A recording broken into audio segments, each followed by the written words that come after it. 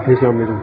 یہ ہمارے اسد بھائی ہیں, ان کو ہم پیار سے بھتیجا بھی کہتے ہیں بھتیجا, اور یہ ہمیں چاچا کہتے ہیں. جی اسد بھائی کیسے ہیں آپ؟ اللہ کا شکر ٹھیک ٹھاک. آپ ذرا تھوڑا سا بتائیں گے اپنے ویورز کو ہمارے.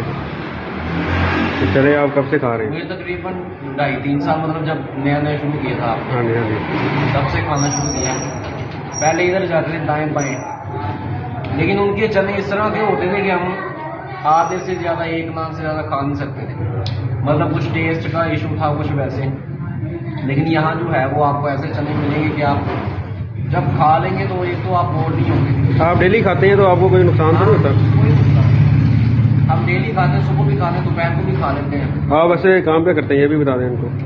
میں کمپوزنگ کام کرتا ہوں نا کمپیوٹر پہ. یہ اپنا کچہری. ہاں جی, وہاں جانا ہوتا ہے تو صبح 5 دفعہ دے بھی جاتے ہیں. لیکن اس کا یہ